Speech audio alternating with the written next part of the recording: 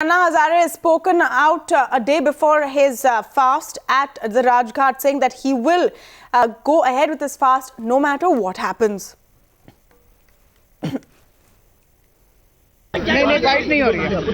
दो बाइट अभी हो गया ना सवेरे। नहीं सबके साथ किया सवेरे। अभी प्लीज जोड़ा सिर्फ कल का कहलवा दीजिए बस। नहीं कल का बस कहलवा दीजिए। कल क्या? अभिषेक इधर ला। कल 10 बजे कल 10 बजे अनशन शुरू होगा राजघाट पर। चलिए आइए,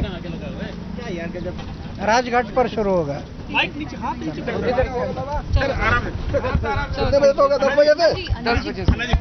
अन्ना जी, आपने बताया कि लोकपाल बिल में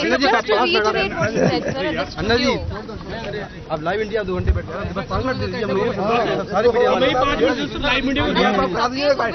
अभी बताया सवेरे अनशन शुरू हो जाएगा सवेरे 10 बजे राजघाट। 5 मिनट का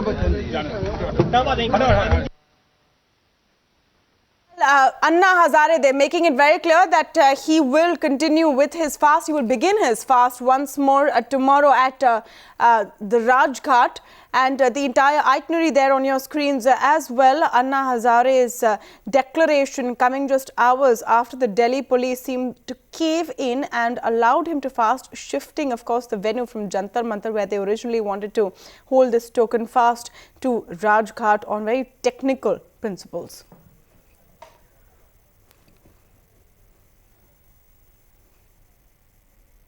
लॉ एंड ऑर्डर की ऐसी कोई स्थिति हमें समझ में नहीं आती है, and we feel that it is a violation of article 19(1)(a) 1(b) of the constitution, जो कि कहता है कि लोग पीसफुली असेंबल कर सकते हैं। लेकिन हमारा मकसद कोई सरकार से या पुलिस से कन्फ्रंटेशन करने का नहीं है। कल का मकसद पीसफुली, शांतिपूर्वक पूरा दिन फास्टिंग और प्रेइंग की करने का है।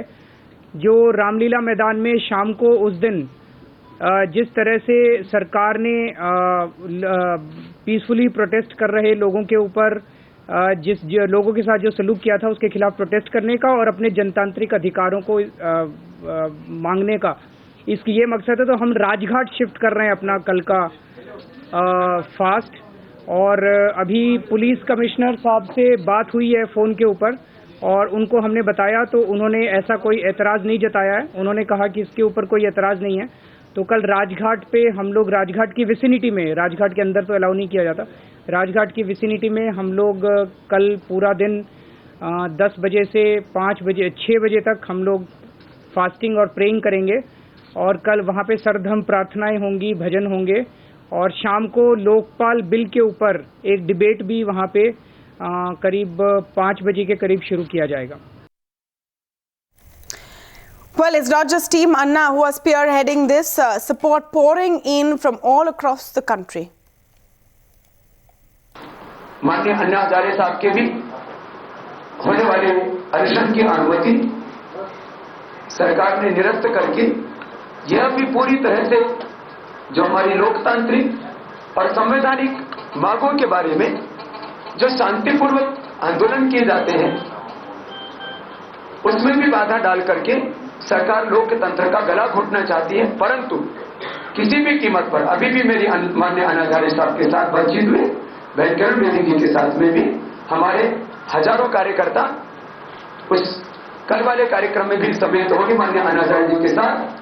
और यदि सरकार ने अनशन करने की अनुमति नहीं भी दी तो भी, चाहे वो गिरफ्तार भी करेंगे, चाहे जेल में भी डालेंगे, तो हमारे लोग जेल में जाने के लिए तैयार रहेंगे।